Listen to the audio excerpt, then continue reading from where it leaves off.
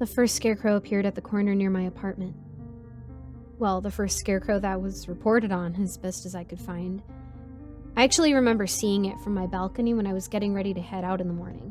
It had poured rain all night, but was finally slowing down as I was gearing up and I stepped out to get a feel on the weather. I barely noticed it at first, across from the 24-hour convenience, hung up on the pole for the streetcar stop. Soaked denim jeans hung to the grimy sidewalk. Above that was a mottled, mustard yellow sweater, one arm of which was fully unraveling. Both arms were spread wide open, tied to a plank behind it. Could have been confused for a person, if not for the head. It was a plastic, black garbage bag, tied at the neck and tucked into the shirt. Droplets of water kept their form on the smooth plastic and wrinkles alike, giving it an almost compound eye look. I stared at it from afar for some time, trying to figure out what it was doing there. This was mid-September, so it was too early for Halloween. But I thought, hey, if supermarkets are already stocking Christmas decorations, what constitutes too early? That was September 19th, to be specific, and that scarecrow didn't garner all that much attention. Some confused transit passengers, some photos popping up online, and then someone at some point took it down and threw it out, it's assumed. But it only escalated from there. And as I stare out into the snowstorm tonight, my hands are shaking as I try to imagine what's coming next. That's why I'm compiling this timeline of events. Maybe some things will start to make sense if I sort it out. Maybe there'll be a picture of why any of this is happening. September 28th. 2 more pop up. One a bit farther downtown, under a bridge near the waterfront. The second hung up on a streetlight by a kid's park. The second was the first one to catch real public attention. Concerned parents were not happy with this creepy thing suddenly hanging there out of nowhere, and the police were called. The police being involved also meant this was the first time we got official word on the insides of these grotesque figures. In their report, they simply stated it was filled with newspaper, food wrappers, and other assorted garbage. Nothing to be concerned about. A harmless prank. September 29th. Only a day later, 3 more scarecrows, each in an entirely separate area of the city. Same basic description. People started developing theories about them, thinking they were a publicity stunt, an art installation, a threat. Nothing held much weight, though, especially since no one was taking credit for putting them together, or even more impressively, putting them up without being seen. For the next couple of weeks, things aren't too noticeable. More appear, but by this time, we were sort of used to them. October 13th, an ambulance was called to the first injury. At 11:15 p.m., a 24-year-old woman was out drinking with her friends when they came across a scarecrow strung up outside a McDonald's just a block from the bar. They crowded around to get a selfie with the figure, and the woman pretended to sit on its lap. She had said in an interview, "We'd seen them around, and no one had ever, had any issues with them. But when I leaned against it for a picture, I felt this sharp pain in my back, and, I freaked out. I got away from it, and my friends started freaking out, too, because, my back was covered in blood. I was so scared." The scarecrow was stuffed with large shards of glass, along with nails and dirt. The woman needed 12 stitches and a strong cocktail of preventative injections that I don't need to list here. October 14th. The police issue a statement stating that the culprit or culprits of these hazardous creations will be brought to justice. And of course that anyone with any information as to these matters needs to contact them immediately. This made it clear that this was no longer nothing to be concerned about. It also made it clear that the month between the first scarecrow and that point had given them no clues as to who was responsible. The police from then on responded to the area of just about every new scarecrow to cordon it off safely and take it apart. Scarecrows continue to appear, more frequently every day. October 28th, an off-duty officer shattered his tibia and multiple bones in his right foot when he tried to take apart a scarecrow and found it full of cinder blocks. The force saw this as a direct response to their efforts to stop these events and, in effect, a direct attack. November 1st, another event I witnessed personally. I was out on a lunch break and I heard a woman screaming. I, along with a small group of people, ran to the noise and found her on her knees, screaming at 911 over the phone.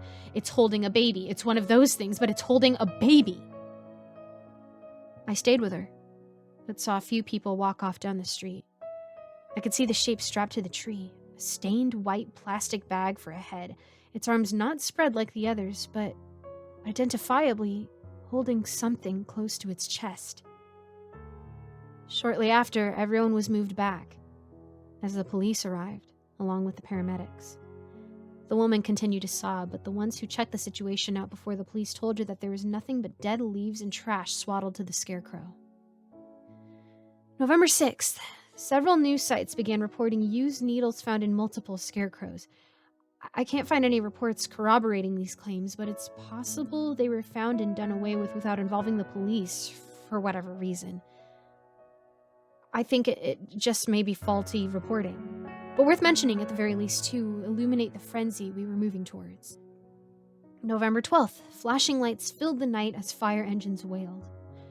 The count ended up being approximately 22 scarecrows that inexplicably went up in flame at the same time across the city. No outstanding damage was done, but people started moving away by the hundreds. November 13th, the first snow hit, which only ramped up the frequency. The scarecrows started piling up in the gutters, on the roads, in the parks. I started working from home. They found a 7-year-old dead in the street. Nearby, there was a ratty old glove filled with pills. They looked like candy. November 16th, a friend of mine was out getting groceries when she stepped on a scarecrow buried in the snow. She described it as a squashing sound as she slipped and fell into whatever the half-frozen gunk was. She said it smelled like putrid juice, like the liquid that trickles from a garbage bag, mixed with blood. She now has a skin infection on her face and hands. She's leaving in January. November 20th, disease started spreading. In the lungs, in the stomach, in the blood. We didn't know the source, but we knew it was only happening to us here. Those who stayed here no longer felt safe. At that point, you couldn't go 2 blocks without seeing one, no matter how hard the police were trying to dispose of them. So people stopped leaving their homes. November 27th, 4 adult men went rogue, searching the streets for whoever is doing this. At 2:03 a.m., they called 911 to report they found a newly set up scarecrow and were horrified with what they found. The reports warned against vigilante justice and said that they found nothing but the usual newspaper and garbage in the scarecrow. In contrast, I got in contact with one of the men who explained the following to me. Who had said, "I don't care what the police found. I know what we saw, and I still can smell it. There were organs in there. Wet, bloody human organs wrapped in all that trash. We watched them shrivel up and die in the body, so of course the police didn't find them. But they were there." December 1st, businesses have started shutting down. I got laid off. Don't know how I'm going to afford my place. This isn't helping anything. I don't think there's any reason for this happening. I don't think anyone is doing this. But I can see outside my balcony, through the wind and sheets of snow, there's more of them. They weren't there when I first started recording. I could go look. I could see for myself. Peel that shiny black plastic away to reveal rotting teeth beneath. Watch the flesh decay and petrify and turn into detritus with my own eyes. And then maybe the cold will take me. And maybe there will be a new scarecrow left behind.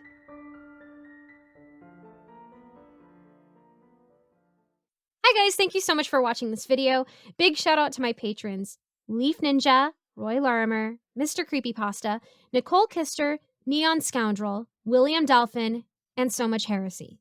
If you want to become a patron, buy merch, or join my Discord server, be sure to check out the links in the description. Thanks again, and I'll see you in the next video. I drove down the dark, narrow road, passing by countless trees barely illuminated by my car's headlights. I glanced over at my friend Simon, who had his eyes fixed upon the bright screen of his phone. Noticing my stare, Simon began speaking. There should be a gas station not too far away. He informed. Maybe they have some medicine.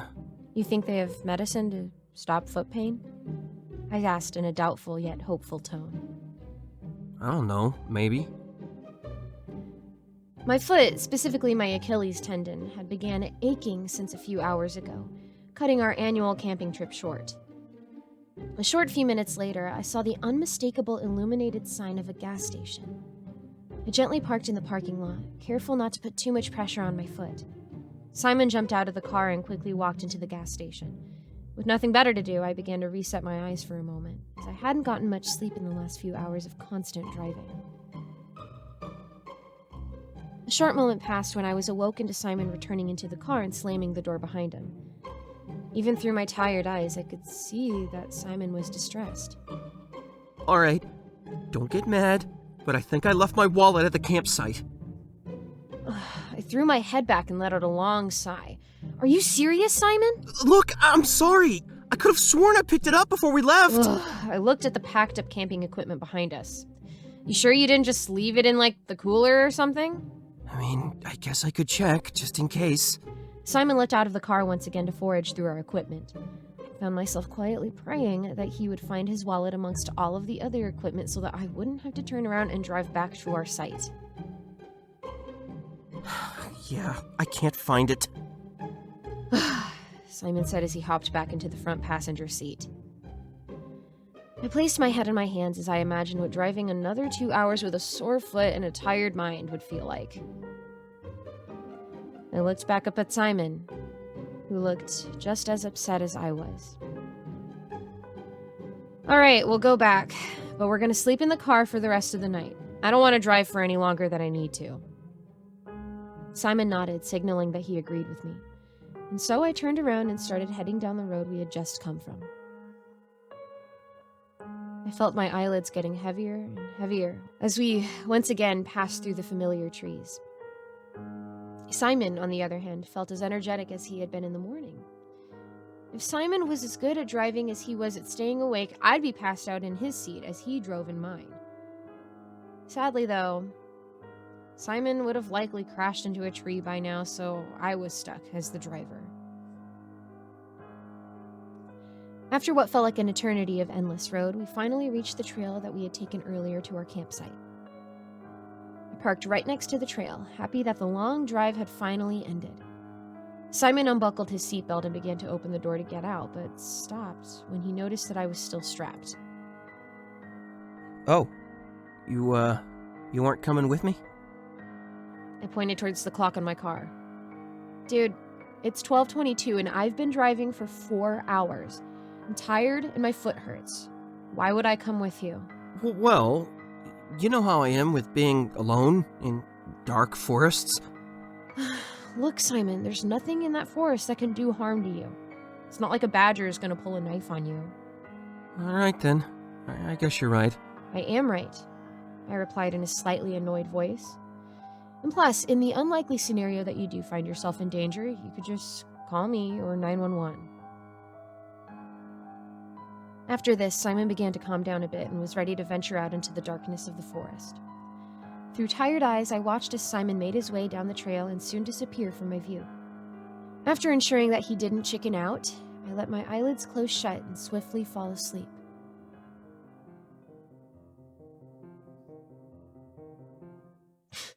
My slumber was interrupted by the sound of thunder, followed by a lightning strike. I shot up in my seat, startled by the abrupt disturbance. After I calmed down from my initial fright, I looked to my right, only to see an empty seat beside me. I then turned my gaze to my clock. 3:37 p.m. My eyes widened as I read those digital numbers. From inside my car, I looked around the dark surroundings that was now being filled with drops of rain plummeting from the clouds above. There was no sign of Simon whatsoever. I took my phone out and began calling him. The phone rang for a good few moments before forwarding me to voicemail. I attempted to call him again and again until the call was finally answered. "Dude, where are you?" I yelled in a concerned and confused voice. "It's been over 3 hours." "Simon?" I replied to the eerie silence. "You there?" Hello? A confused, groggy voice replied. "Simon? Yeah, it's me. Are you good? You sound a bit tired." Oh, yeah. It's just getting pretty late. I was taken aback a little by Simon's uncharacteristic exhaustion. This was the same man who stays up to 5 in the morning on weekdays, and here he is yawning and complaining about being tired? "Well," I started. "Did you find your wallet at least?" Yeah, I think I got lost though. I can't find you. "Oh," I quietly replied. "Well, do you see any familiar landmarks at least?" No, not really. Could you just tell me where you are? Normally, I'd take out a map and try to help a friend who was lost. But something about Simon felt off. I don't know if it was how he had gotten lost in a forest that the both of us were very familiar with, or if it was his unrecognizable voice and attitude, but I was starting to question if this was truly my longtime friend or not. I scoured my mind for something I could ask to confirm whether or not this was truly someone I knew. My stare fell upon the cooler behind me that I could see through the rearview mirror. Hello? The weary voice on the other end asked, taking me out of my deep thought. "Oh, yeah, sure thing, dude," I stuttered. "Say, did you happen to see the cooler out there too?" Cooler? Oh, yeah, I got the cooler with me. I felt a chill run up my spine as I realized what was happening. With shaky hands, I hung up the phone and grabbed the steering wheel. With no clear destination, I drove as fast as I could away from that trail and away from whomever I was talking to. Many thoughts and questions raced through my mind as I began receiving notifications on my phone, presumably from Simon. Periodically, my phone would also buzz, indicating that someone was attempting to call me. I ignored these calls and notifications as I sped down the road, eventually finding myself many miles from where I last was. I stopped on the side of the road after realizing that I was heavily low on gas and wouldn't be able to drive much further. Still panicking, I whipped out my phone to call the police and inform them of what had just happened. But before doing so, I decided to check my messages. Opening it up, I saw what it seemed like hundreds of messages all saying the same thing over and over again. Pick up the phone. Pick up the phone. Pick up the phone. After seeing these text messages, I called the police who, even though they did as best as they could, couldn't find whoever I was talking to.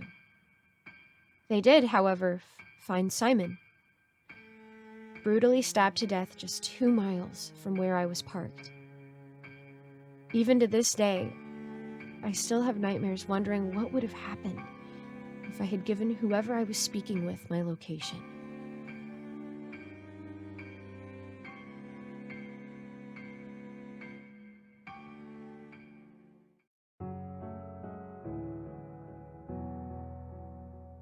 It takes a lot of work to keep culture alive in a big city.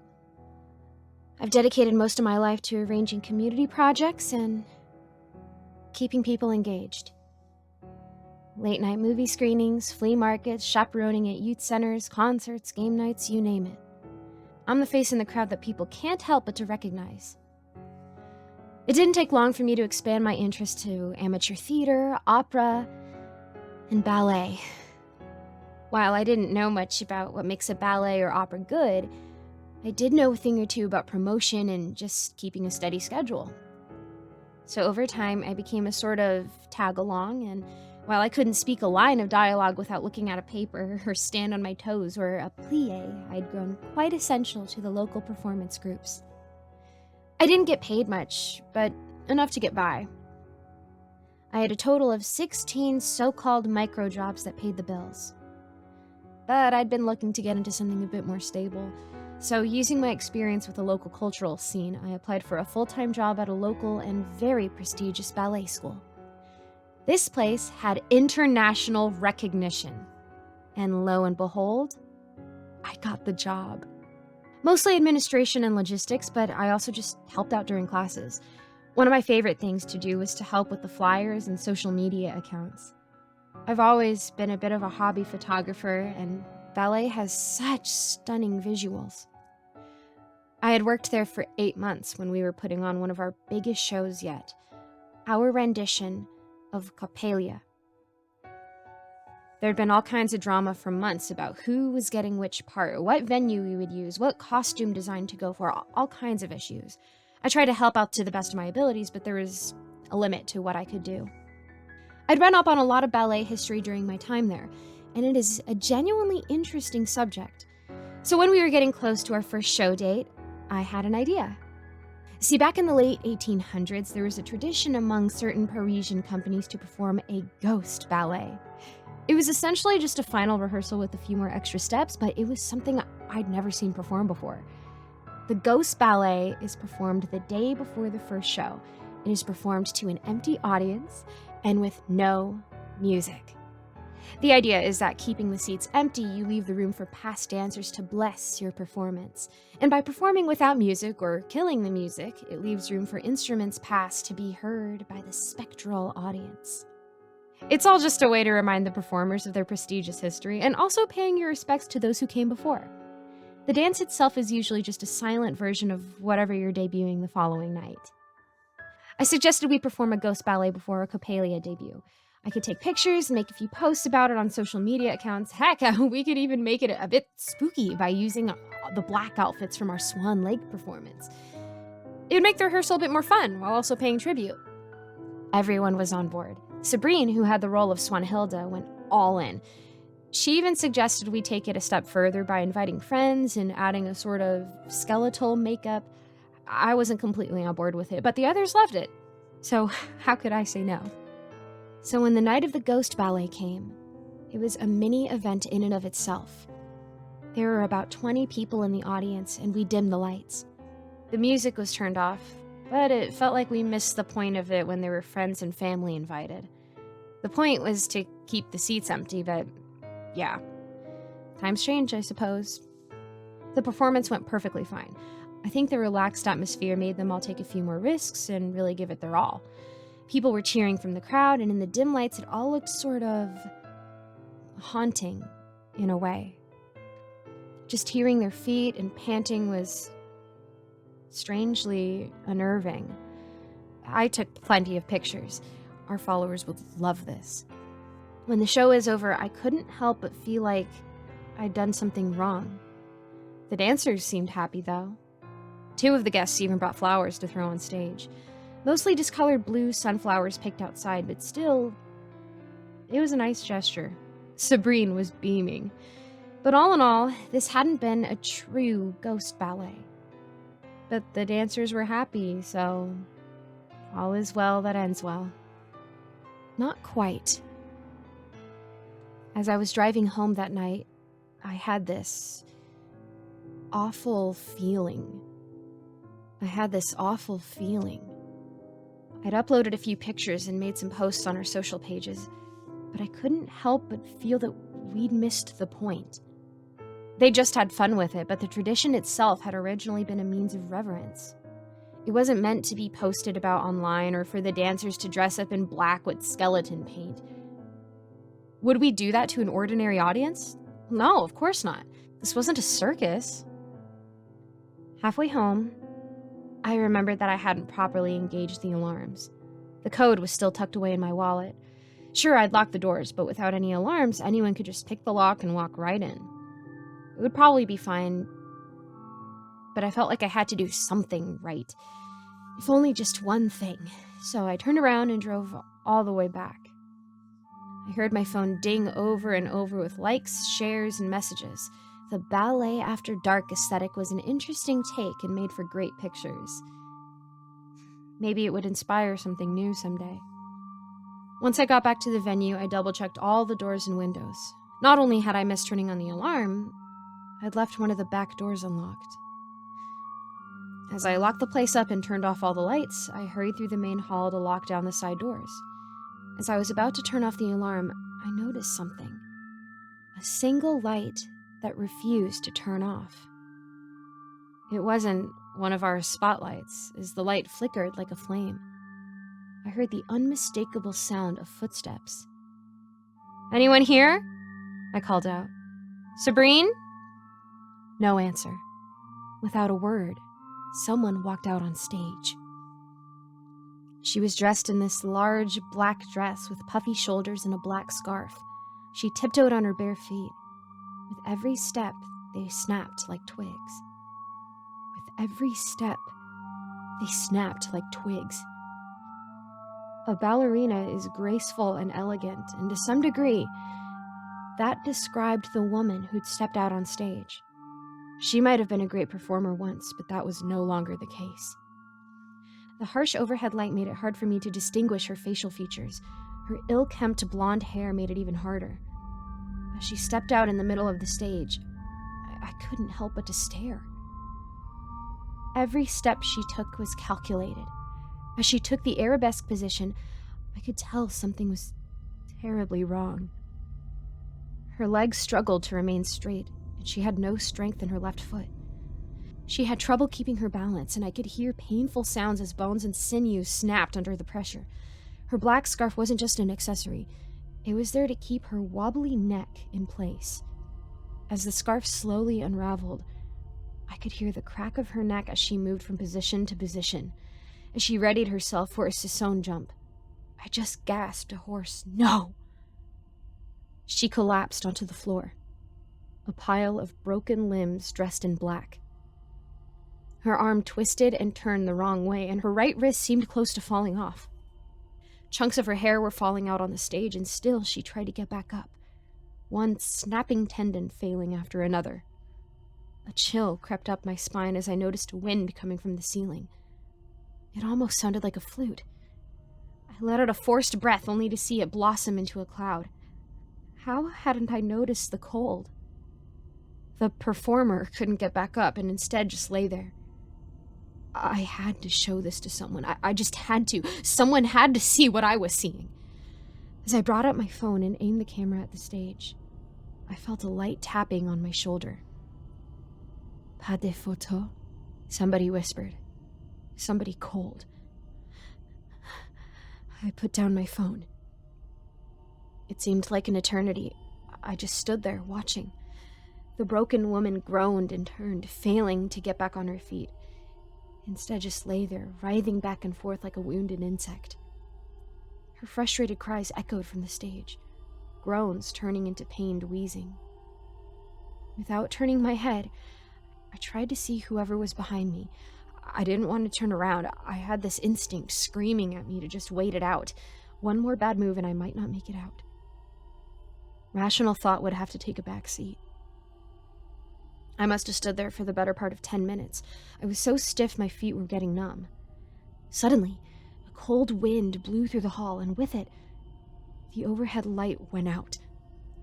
Before the stage drowned in darkness, I met the eyes of the broken dancer. Her eyes were empty. Once the stage grew quiet, I ran towards the exit. I slammed the door open, leaving the building and everything in it behind. I didn't think a second about closing up or locking. I was just getting as much distance between me and that building as possible while my mind tried to make sense of what I'd seen. The next day, I woke at 3 p.m. in the afternoon. I had 27 missed calls and I was running a massive fever. I texted my boss, giving up on describing the previous night entirely. Maybe it'd all been a fever dream. It was certainly warranted. I was shaking. I tried going back to sleep, but those empty eyes kept haunting me. The words whispered in my ear ran a chill up my spine, worse than any fever. I couldn't let it go. Had I really seen it? How could that have happened? I twisted and turned hour after hour, not finding the slightest bit of rest. I had to do something. It took me almost 2 hours just to get dressed and brush my teeth. I tried getting in my car, but I realized I might kill someone if I got into traffic like this. Still, I had to see the show. I couldn't miss it. I promised I'd be there. Sabrine was expecting me. I called up an Uber, chugged a yogurt, and got to the show just as it was about to start. The back doors were unlocked. I stumbled inside, waving at the security guard. They recognized me, but were visibly worried. Maybe I didn't look my absolute best. Not really a premiere night type of outfit. Sweatpants rarely are. As I got backstage, there was the usual excitement in the air. The first act had just started, and I could feel the magic in the air. I had to see it for myself, just to make sure they were doing okay. It seemed fine. Sabrine was giving it her all. As she and Gaspard performed a perfect fish dive, I could hear the audience ooh and ah. Just like the performers were doing what was expected, so, in a way, was the audience. Then, a camera flashed. For a brief moment, I saw something in the empty seats. I heard something. Maybe I imagined it, but right alongside Sabrine, I heard this other set of footsteps. I found myself holding my breath, waiting for something to snap or twist, like the broken dancer. It struck me how, even with all her training, all it took was for a misplaced step for the show to be over. Another camera flash. I looked at the other dancers backstage. We have to... I couldn't find the words. My mind cramped.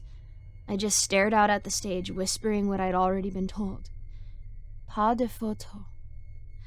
Even so, there was another flash from the audience. For a brief moment, every seat in the house was full. Elegantly dressed men and women clad in black funeral garment. Mummified faces and dirt-filled mouths. And there, ready to run in from the side of the stage, was the broken dancer. Right there, in the dark corner of my eye. The lights went off. A power outage. And somewhere on stage, unhindered by the music, a terrible scream. They say that Sabrine lost her balance when the lights went out. She, on the other hand, claims someone tackled her. Either way, when the lights came back on, she was writhing on the floor with her leg broken in 4 places. Gaspard was screaming almost as loud as she was. The audience were taking more photos than ever, flash after flash after flash. I've never heard a scream like her since, and seeing the terror in her eyes was one of the worst experiences of my life. It was more than just a broken bone. It was the broken heart of a ruined dream. People were rushing to help. Our backstage paramedic hurried out, curtains were drawn, and our volunteers were trying their best to calm the audience down. I caught a glance of Sabrine as she was carried away. Her eyes, for an instant, looked empty. We have not performed Coppelia since.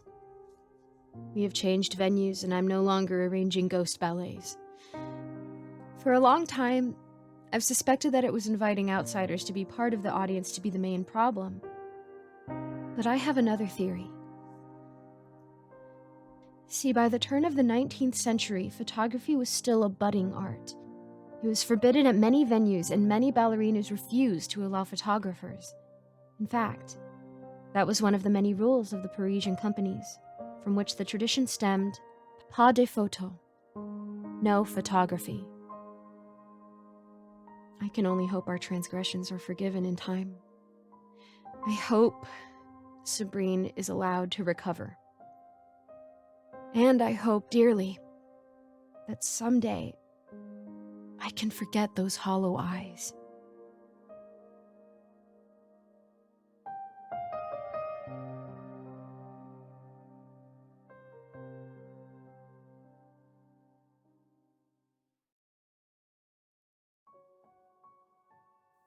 Entry 1. Dr. Thatcher said keeping a diary may help me sift through my head and make some sense of things. Truth is, I'm stressed. Between moving houses and the dreams, I've got too much stacked on my shoulders.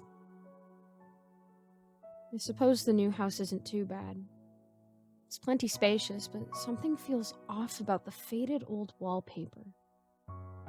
It gives off a smell like watery dust, and its piss yellow reminds me of those back room threads. It's uncanny. Living with my cousin has been nice. Leo's laid-back attitude has been a nice change of pace. Maybe this will be a good thing. Entry 2.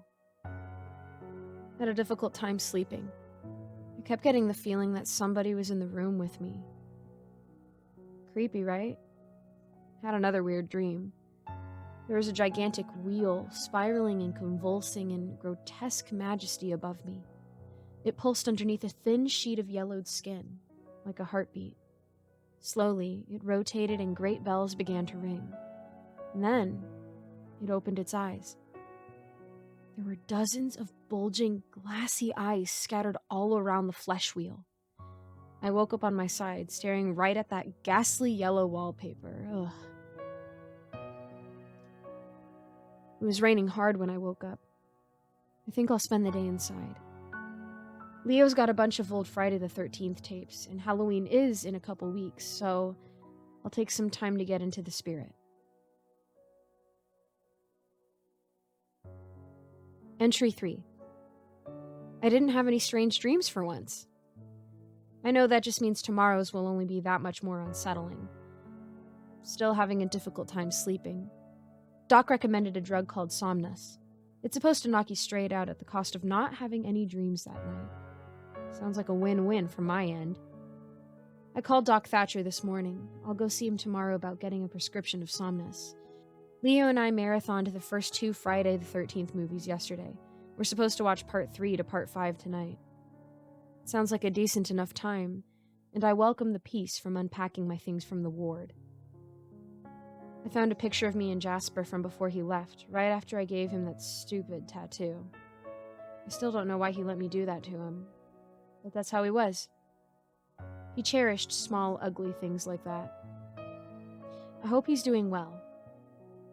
And I still don't like this wallpaper. Entry 4.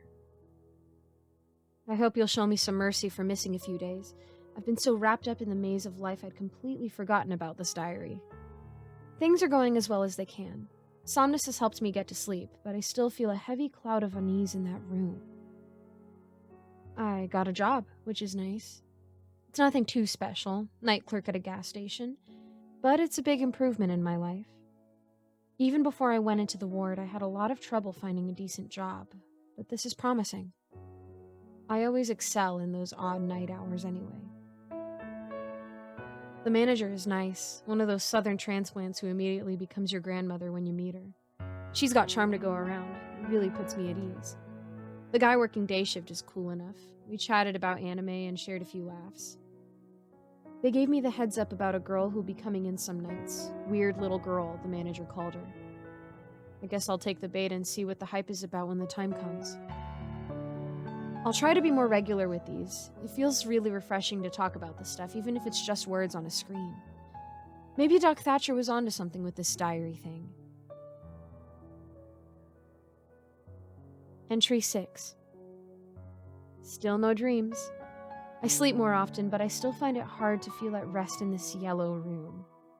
The wallpaper always seems to spin in glee every time I wake up and am forced to glare at its splotchy flesh. I resent the yellow wallpaper as I suspect it does me.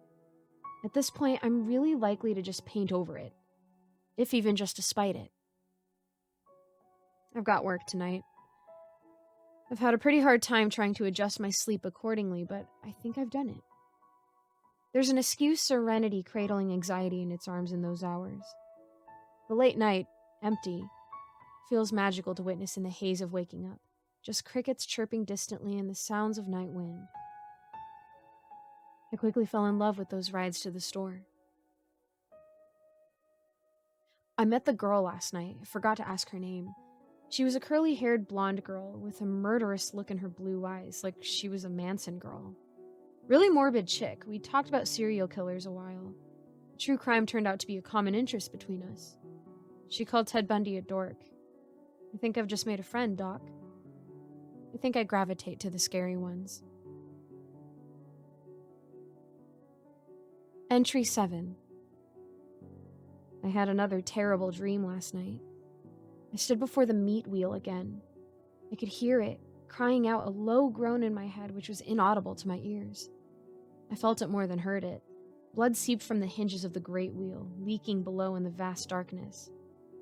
Tracing the path of the dribbling fluids downward, I saw it land delicately in the mouth of a beast. It was like a long snake, scales and tail, whose head rippled and formed into something like a big cat's. A large, squared snout with jowls full of massive teeth. Eyes with pupils like slits, which dilated slightly as it swallowed each mouthful of the wheel's blood. I tried to take a step away, but couldn't find the strength. And suddenly, the thick and sprawling darkness about me, which looked like the walls of black, became as walls.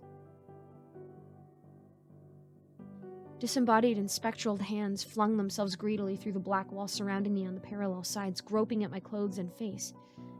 And then I woke up. It had been an hour since I'd fallen asleep.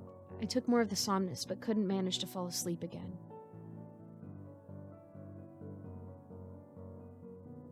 Entry 8.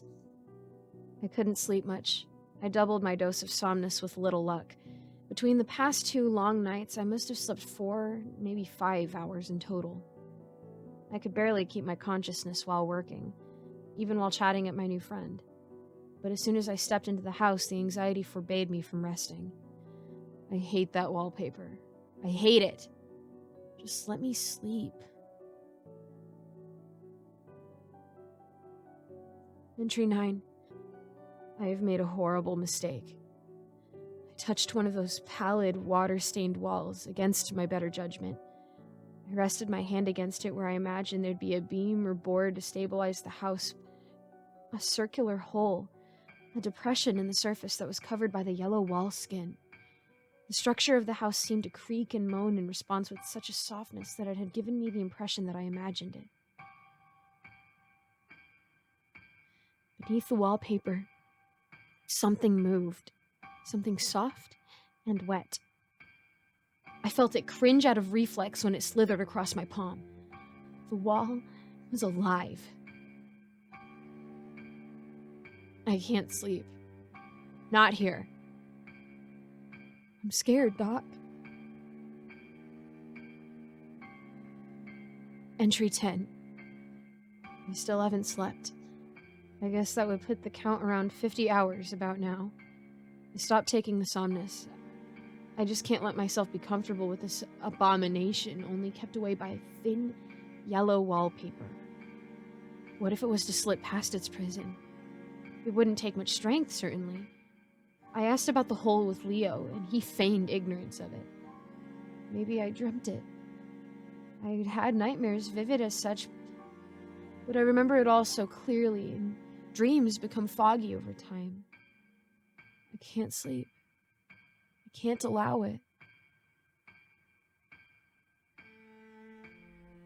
Entry 11. Walls. Watching. I hate the walls. Must escape the walls. Kill them. I'm tired. So tired. Kill the walls. Just kill the walls. Kill the walls. Kill the walls. Kill the walls. Kill the walls. Kill the walls. Kill the walls. Just kill the walls. Kill the wall. Kill the walls. Kill the walls. Kill the walls. Kill the walls. The walls. Entry 12. I must have stayed awake so long that I entered delirium. I read back the last couple of entries and was rendered speechless. After waking up earlier, I stared at that hideous wallpaper unblinking for hours.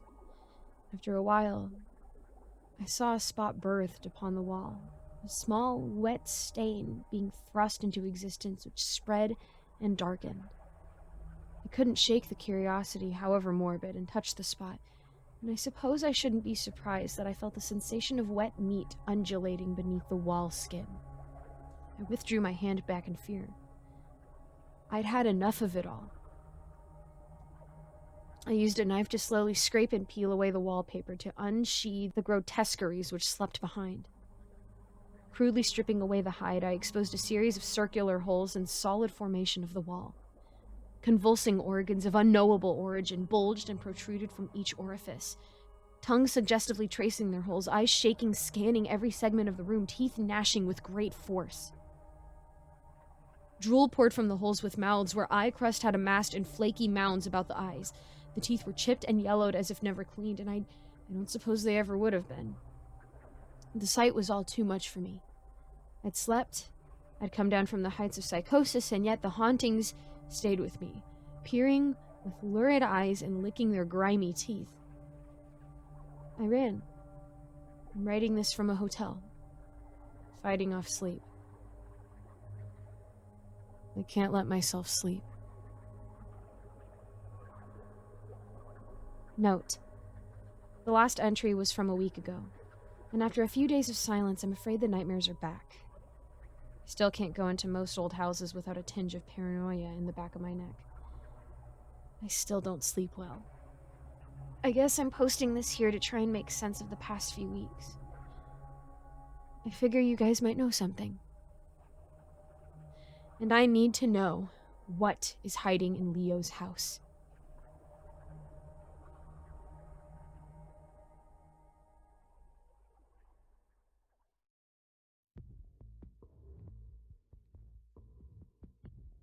I've always struggled with my weight, and since I've gotten older, my metabolism had become slower than Joe Biden's thought process.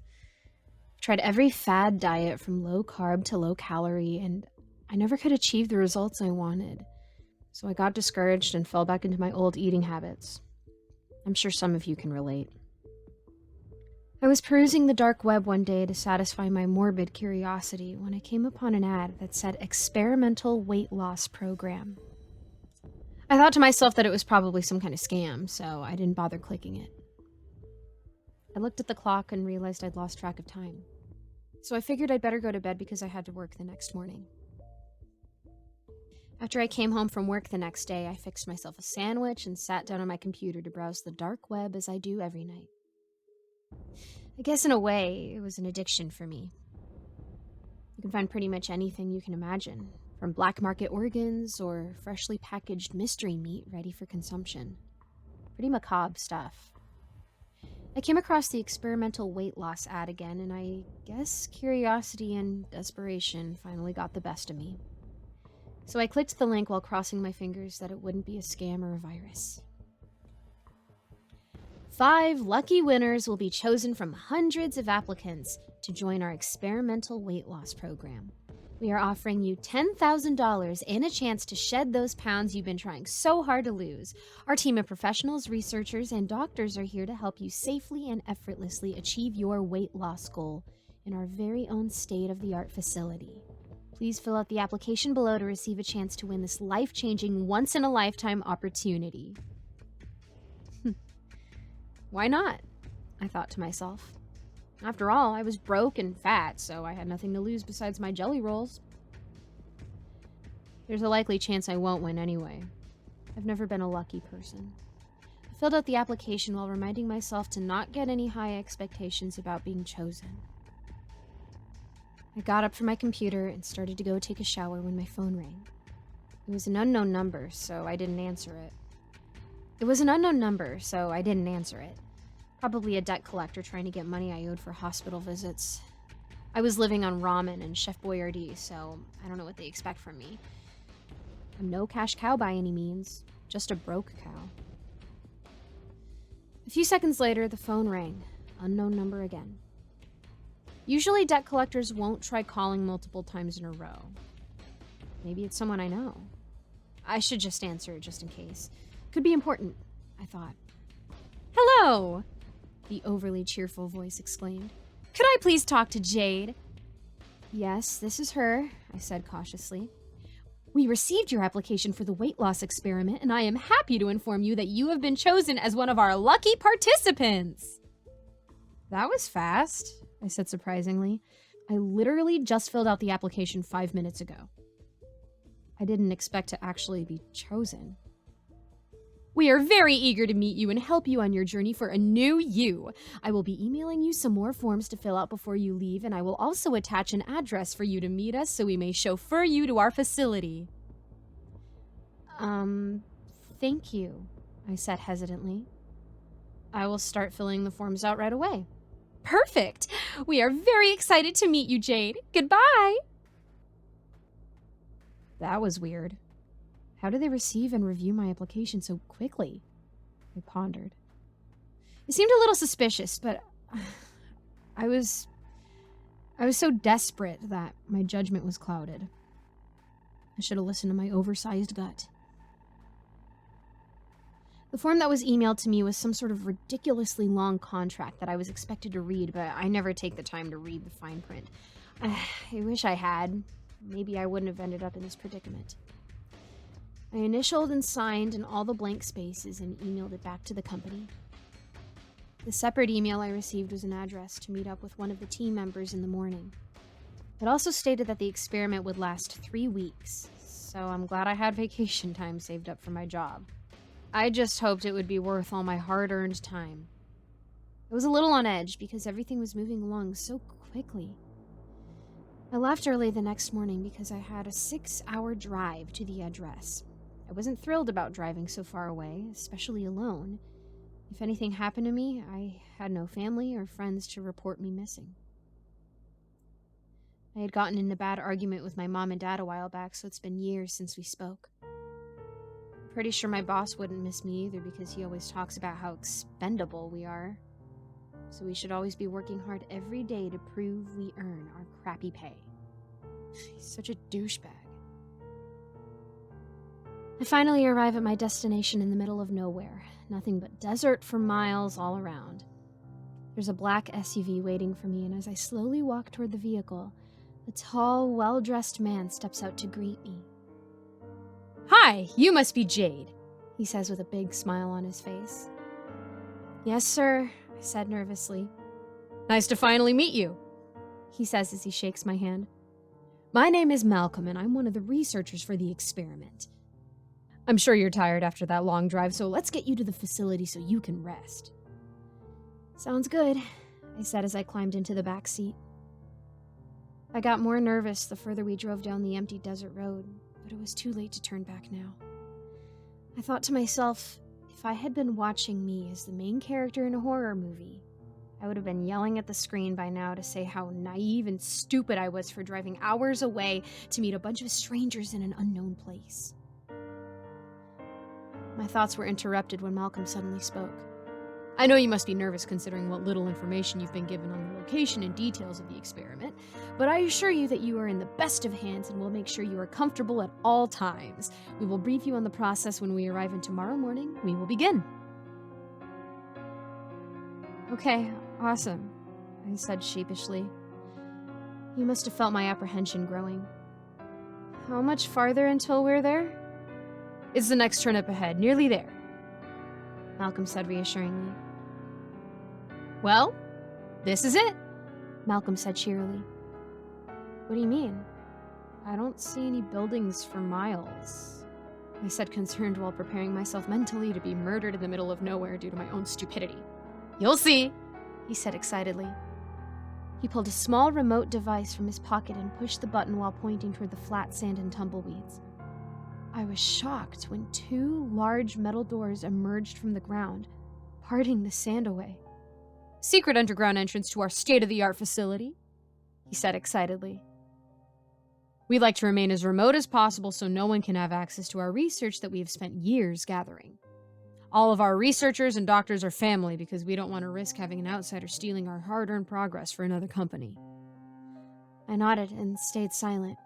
Not knowing what lies ahead put my anxiety into overdrive. I guess that makes sense, I thought, trying to calm myself down. Malcolm seemed to be a nice person, but I was still cautious as we walked towards the large opening and down the stairs deep underground. The large door creaked shut and I resigned to my fate. I just hope I made the right decision. Hi, Jade! It was the same cheery voice I spoke to over the phone. I'm Cassie. I'll be the one briefing you on the process and overseeing your progress throughout the experiment. I'm so glad you made it safely. It's so nice to meet you. Nice to meet you as well, I said with the best smile I could muster. Tomorrow morning, we will be putting you in our most comfortable bed and administer you a mixture of sedative and anesthesia to help you relax and sleep peacefully during the process. You will remain in this state for 3 weeks. We will give you the nutrients you need through a feeding tube and, of course, an IV to keep you hydrated. Your vitals will be monitored at all times. It may seem a little bit scary, but I assure you it will be a safe and effective progress. Wow, 3 weeks? So basically, you're gonna put me in a coma and feed me the bare minimum until I lose weight? Sounds easy enough, but a little dangerous too, I said to her. What if I don't wake up? Don't worry, I promise we will treat you like one of our own family members and I will personally make sure you're given the best care. Everything will go smoothly and be professionally handled. I nodded in silence, not knowing what else to say. I didn't want to make a bad impression toward the person that would be caring for my helpless body for 3 weeks, and Cassie seemed genuinely sweet and caring, so it put me a little more at ease after speaking with her. Follow me and I'll show you to your room, she said enthusiastically. I laid my head down on the soft and fluffy pillow and tried to go to sleep. I was too anxious, so I tossed and turned all night. Morning finally came, and I was startled awake by the nature sounds coming from a speaker on my ceiling. I figured this was my alarm to get up to start the process. I got up and got dressed in the gown left for me on the bedside table. Good morning, Cassie chirped. I am so excited to help you change your quality of life. I would like to introduce you to my 4 other team members, my brothers and sisters. This is Eli, Drew, Alice, and David. They will be assisting me throughout the process. After you've completed the experiment, you will receive the $10,000 in your account as promised. Let's get started, shall we? We exchanged pleasantries and I followed Cassie toward the room. The walls were completely white. There were machines surrounding the bed and it seemed to be a sterile and safe place for me to be unconscious. Or so I thought. I lay down on the bed as the team scrambled around me, connecting me to all the machines and the IV. I drifted off to sleep. Excited to see my progress when I awoke. I woke up to the sound of a familiar voice. Good morning, Cassie said in a sing-song voice. Good What is this? I asked as I struggled to move my arms and legs. Why am I strapped down? I started panicking. Oh, that's for your safety and ours. We don't want you ripping open your incisions before you have time to heal, and we certainly don't want you running away from us now, do we? She said in a creepy, motherly voice. Incisions? Why do I have incisions? What did you do to me? Who are you people? I looked down and noticed a large, poorly stitched incision on my left abdomen. Oh, that's just where we took your kidney out to implant it into our brother. You see, all of his organs are failing slowly, and you were the perfect rare blood type to match him. I looked up in shock. Are you crazy? I should have trusted my gut. I knew this was a bad idea. Please, just let me go. I won't tell anyone anything. I promise, I begged. I heard a constant beep to my left and turned to see a man lying in a bed, unconscious and connected to the same machines I was. That's our baby brother, Kevin. You'll be saving his life. Aren't you excited? She said, trying to reassure me. No, I didn't sign up for this. You people are psycho. Let me go, I screamed. Actually, you did sign up for this. It was all in the fine print of the contract we emailed you. But I'm assuming you didn't read it, huh? Most people never do. Such a shame. You were the 5th person that we found to match Kevin's rare blood type. The other organs were rejected when we transplanted them into our brother. The only thing keeping him alive are these machines, she said sadly as she looked over at Kevin. Tears streamed down my face as I screamed and thrashed around trying to get out of the restraints. Calm down now. Everything will be okay. We don't want you hurting yourself. You need to heal quickly so we can start the next organ transplant. The kidney transplant was successful, but he doesn't have much time. Soon he will be back to our playful little brother again. One organ at a time. I have high hopes this time that we found the perfect donor, so I'll make sure to take extra special care of you. You can't do this to me. You can't take my organs away piece by piece. It'll never work. I won't survive long enough to keep your precious organs alive for your sick experiment. I screamed furiously at her. We have ways of keeping you alive. You are our 5th donor after all, so we've had plenty of chances to research and work out the kinks. The organs in your body make up about 25% of your body weight, so in your case, that would be a 75-pound weight loss. That's quite a life-changing amount, don't you think? I stared at her menacingly as she smiled and walked toward the door, locking it behind her. After I heard her footsteps trail away, I remembered that I had slipped my phone under the mattress just in case things went awry before they put me under. I'm glad for once I was thinking ahead. I just had to squeeze out of these restraints somehow. The right restraint was a little looser than the left, so I pulled and strained for hours until I finally broke free. I quickly freed my right hand and my ankles and searched for my phone from under the mattress. I let out a sigh of relief when I realized they hadn't found it. I powered it on and just my luck, no service. Of course there's no service. I'm in an underground facility in the middle of nowhere. How could I be so stupid? I tried the handle of the large steel door. It was locked, of course. So, this is my final goodbye. If you're hearing this, it's too late for me. I posted the last days of my life on here, so maybe people will eventually catch these crazy people out here in Arizona.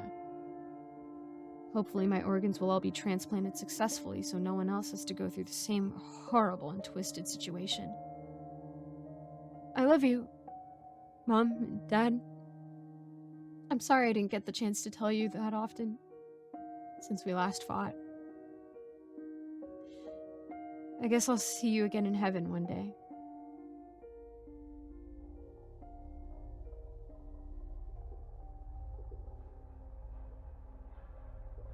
This is Kevin. I found this phone under my mattress after I came out of my 4-year coma. I awoke to scars all over my body. Some were healed and some were fresh. I put the phone in my pocket to charge it later and investigate it a bit more. To my horror, my siblings told me they brought me to this underground facility and kept me alive while constantly performing organ transplants until I was brand new again. I think it's sickening what they did, and I just can't let them get away with it. They killed so many people on my behalf. After reading the message left behind on this phone from my donor, Jade, I just had to bring her justice. I owe her that at least. I can't imagine the pain and suffering she was subjected to. I'm taking this phone to the police station tonight when everyone is asleep. I just hope I can make it past the security alarms. Wish me luck.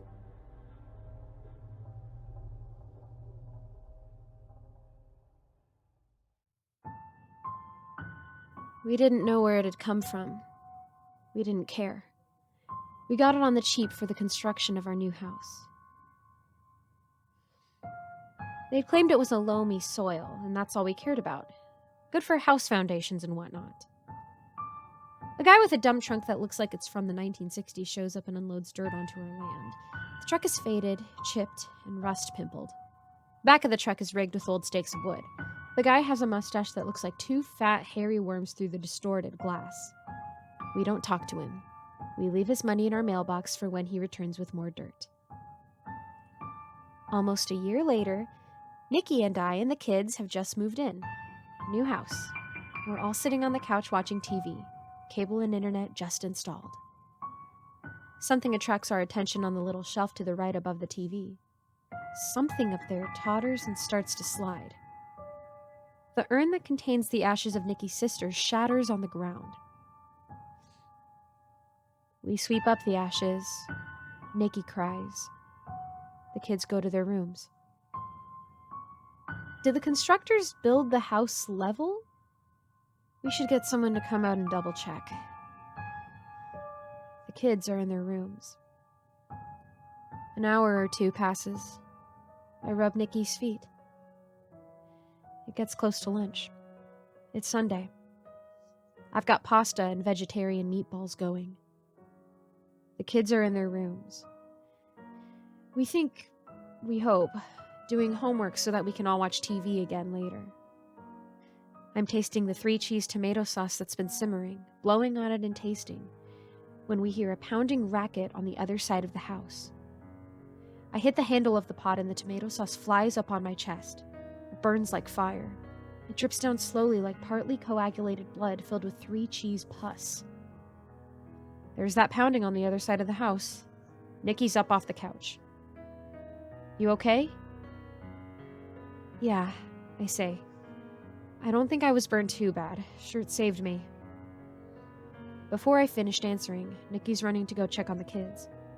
A couple of seconds later, Nikki is shouting. I don't hear any of the kids other than that pounding. Nikki yells for Layla to open up. The kids should all be in their rooms. Our kids are 5, 8, and 13. I run out of the kitchen, around the corner, and down the hall. While someone pounds behind a door down the hall, my heart pounds on the other side of my soaked, burned chest. I get to Layla's room where Nikki is, where that racket is coming from. Nikki is trying to open the door. He's already tried to unlock it with the room key. It wasn't locked, he said. The beating stops when I move to help Nikki.